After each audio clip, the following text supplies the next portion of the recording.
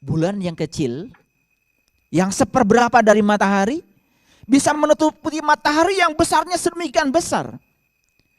Ketika ini bumi, ini bulan, ini matahari, saat bulan tepat menutupi matahari, terjadilah gerhana matahari total. Sebaliknya suatu saat bulan akan membelakangi bumi. Saat bulan membelakangi bumi, bumi yang menghalangi bulan sehingga matahari tidak sampai pada bulan. Bumi yang kecil ini bisa menghalangi bulan seutuhnya. Dan akhirnya terjadi gerhana bulan total. Bagaimana sang kecerdasan semesta itu bisa meletakkan planet-planet ini sedemikian luar biasa. Dan kalau saya tanya, ruang yang ditempati oleh bumi, bulan, dan planet-planet yang lain, ruang yang ditempati oleh semua bintang yang jumlahnya 30 miliar triliun. Ruang yang dihabiskan oleh mereka itu semua dibandingkan dengan ruang kosong yang tersedia, mana yang lebih besar?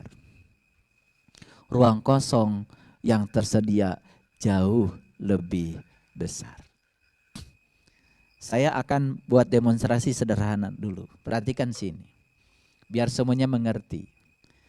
Saya sekarang sedang memegang benda HP saya. Dan kalau saya lepaskan ini HP dari tangan saya, dia akan jatuh. Kita ini terlalu sering menyaksikan kejadian yang seperti itu sampai tidak pernah bertanya. Bahkan kita mengabaikannya. Kalau kita bertanya lebih dalam, kenapa dia bisa jatuh? Begitu dia bergerak, sebetulnya pasti ada usaha dong. Siapa yang melakukan usaha sehingga benda yang saya pegang tadi jatuh? Kalau ada usaha, ada energi. Energi dari mana? Mungkin kita sebagai orang awam yang pernah belajar ilmu fisika hanya mengatakan, oh karena di sekitar bumi ada medan gravitasi. Apa sih medan gravitasi itu? Orang udah belajar fisika sampai tingkat fisika kuantum sekarang, belum ada yang bisa memecahkan misteri tentang medan gravitasi. Baru ada modelnya saja. Medan gravitasi itu wujudnya seperti apa, sampai sekarang orang tidak pernah bisa memecahkannya. Saya ambil contoh yang sederhana. Di ruangan kita ada listrik. Ada listrik di sini. Pernah nggak kita bertanya, apa sih listrik itu? Apa sih arus listrik itu? Mungkin kita hanya mengatakan, ya kalau ada kabel yang terbuat dari tembaga akan mengalir arus. Pernah nggak kita bertanya, kenapa untuk kabel itu harus dari tembaga? Kenapa tidak boleh aluminium? Kenapa tidak boleh kuningan? Kenapa tidak boleh karet? Kenapa plastik tidak bisa mengalirkan arus? Paling kita hanya mengatakan, oh ini namanya konduktor, ini yang namanya resistor, cuma gitu saja. Ini namanya isolator, cuma gitu saja. Tapi dalaman-dalamannya seperti apa? Bagaimana arus itu mengalir dalam tembaga? Pernahkah kita berpikir, kalau yang namanya mengalir kan harus ada ruang kosong. Kita lewat gang, ada ruang kosong, kita lari bisa lebih cepat. Begitu masuk gang, banyak sekali benda-benda, kita tidak bisa. Karena kita akan bertumbukan dengan banyak benda yang ada di gang itu. Kalau kita memegang tembaga, yang terpikir oleh kita adalah benda padat. Betul? Kalau dipukulkan tembaga, sakit. Karena kita mengira itu benda padat. Tapi pernahkah kita berpikir, yang namanya elektron, yang ukurannya sangat kecil di dalam tembaga, itu bisa mengalir karena ada medan listrik. Berarti di tembaga itu ada ruang kosong sebetulnya. Tapi kita tidak melihatnya. Subhanallah. Kalau kita bertanya lagi, bagaimana energi listrik ini dihasilkan? Oh, itu kan ada PLTU, ada PLTN, ada tenaga nuklir, ada tenaga uap, ada tenaga air, ada tenaga batu bara, ada mesin diesel. Cuman itu saja. Tapi bagaimana mekanisme terjadinya listrik? Kalau kita bongkar generator, isinya apa? Itu cuman kumparan kawat tembaga. Cuman kumparan kawat tembaga saja isinya itu. Lalu di sekitar dindingnya cuman ada magnet permanen. Setiap ada magnet pasti ada medan magnet. Di sekitar medan pasti ada energi. Apa yang terjadi di generator? Itu cuman kawat tembaga yang gak ada apa-apanya.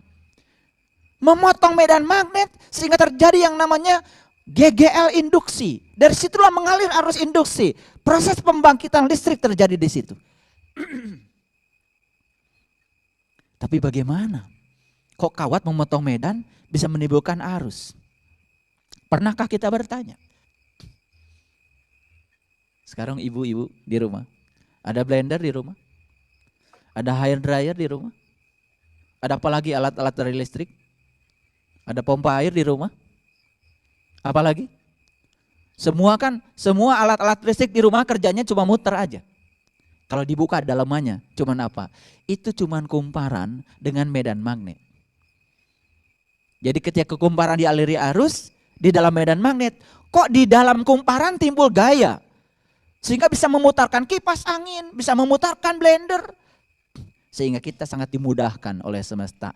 Tapi pernahkah kita bertanya, ada apa sih di dalam kawat tembaga itu? Unsur pembangun utama kawat tembaga kan atom. Pertanyaan berikutnya, ada apa sih dalam atom? Kan ada elektron. Di situ juga ada inti atom yang di dalamnya ada proton dan neutron. Dan kalau kita bicara tentang atom, sebetulnya satu atom itu lebih banyak ruang kosongnya daripada isinya. Elektron kecil, inti atom juga kecil, tapi ruang kosong antara inti atom dan elektron itu seperti ruang kosong antara bumi dengan bulan, seperti ruang kosong antara bumi dengan matahari, seperti ruang kosong antar bintang di semesta ini. Ruang kosongnya lebih banyak. Tetapi saya ingin ingatkan, tidak ada ruang kosong yang benar-benar kosong. Dan tidak ada sesuatu yang isi benar-benar isi. Karena apa? Di ruang kosong pasti ada dia satu-satunya. Maka saya merasa bersyukur karena dalam proses perjalanan hidup saya, dalam proses pencarian saya, kemudian saya dipertemukan dengan seseorang yang sangat bijak, yang sudah mencapai tingkat spiritual yang sangat luar biasa. Beliau adalah seorang guru yang tinggal di Bali.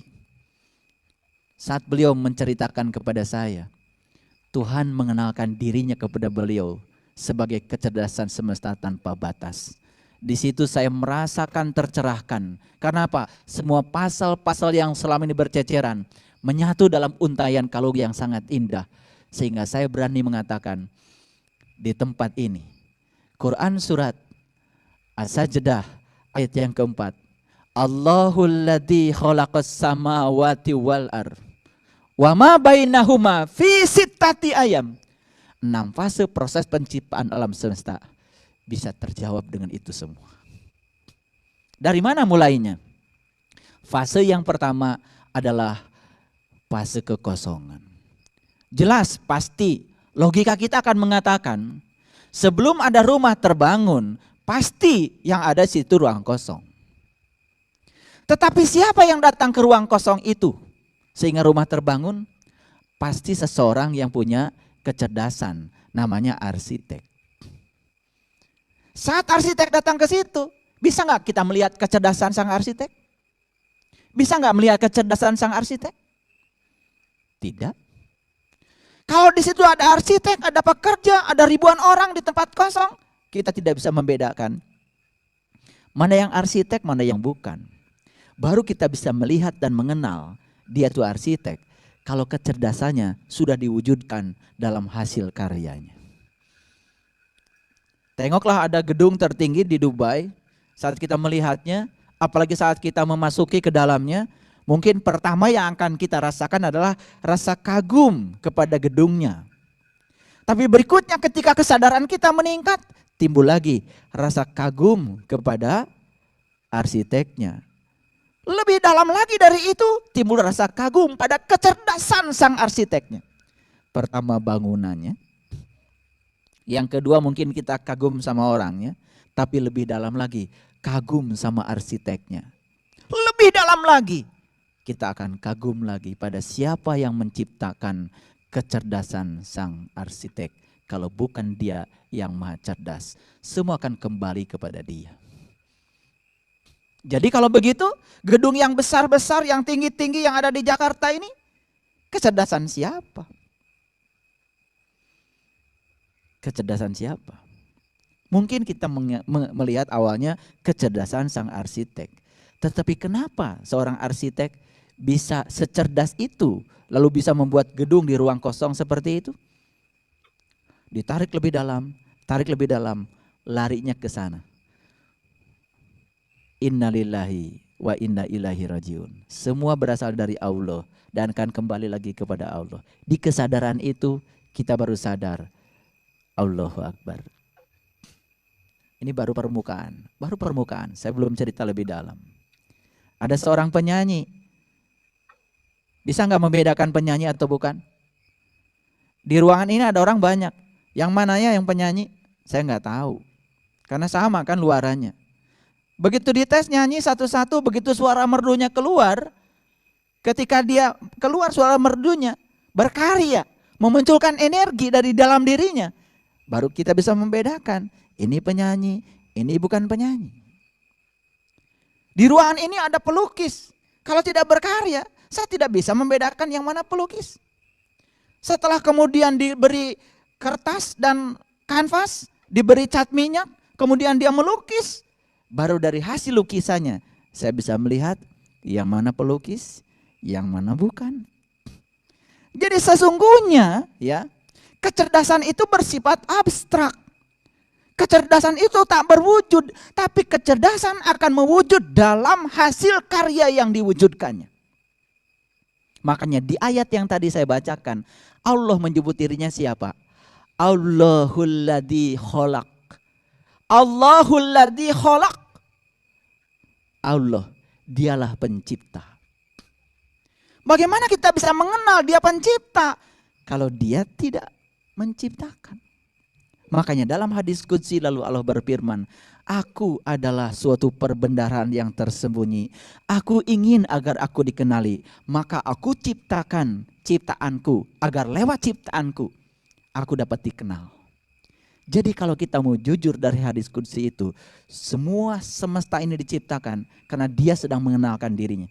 Dan manusia diciptakan karena dia juga sedang mengenalkan dirinya. Jadi tujuan utama proses penciptaan alam semesta, termasuk kita di dalamnya, adalah agar dia dikenali.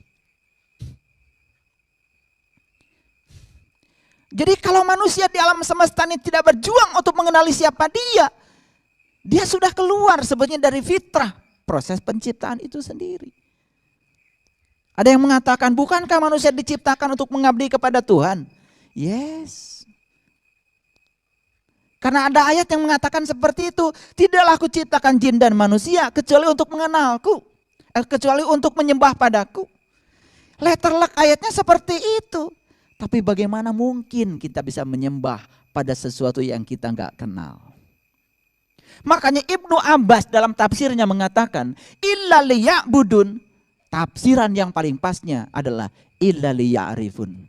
Tidaklah aku ciptakan jin dan manusia kecuali untuk mengenalku. Setelah mengenal baru terjadilah proses penyembahan. Setelah mengenal baru terjadilah proses pengabdian.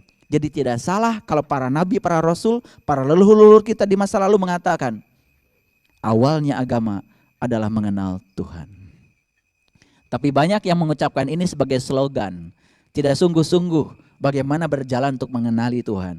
Padahal Tuhan sendiri lewat para nabi, para rasul sudah ngasih alamat. Cara mengenal Tuhan, kenali saja dirimu sendiri. Bagaimana kita mengenali diri sendiri? Dan ternyata semua leluhur kita, proses mengenal diri sendiri bisa juga melewati proses terjadinya alam semesta besar ini. Makanya hari ini saya akan berbicara secara rinci bagaimana alam semesta ini terbentuk. Maka di Quran dikatakan Allahul ladzi khalaqas samawati wal ar wa ma bainahuma fi sittati ayam. Aku telah menciptakan langit dan bumi dan yang ada di antara keduanya dalam kurun 6 periode, 6 masa. Jadi masa yang pertama adalah kekosongan. Sekali lagi, tidak ada sesuatu yang benar-benar kosong. Sekarang Bapak dan Ibu ada di hadapan saya. Ada ruang kosong nggak di sini? Subhanallah. Orang awam menganggap di sini ruang kosong. Ada apa? Gak ada apa-apa. Bukankah di sini ada udara? Yakin ada udara di sini? Oke. Udara itu bahasa terlalu general. Saya tanya lagi, udara isinya apa? Ada hidrogen, ada oksigen, ada nitrogen. Betul? Ada berapa jenis gas di ruangan antara Bapak Ibu dengan saya? Banyak. Cuman mata kita terlalu awam untuk melihatnya. Tapi kalau kita bisa menggunakan teleskop elektron yang semua material di sini dibesarkan 1.000.000 kali, kita kaget karena ternyata di ruangan ini banyak sekali yang berterbangan. Molekul-molekul kecil, bukan level atom, molekul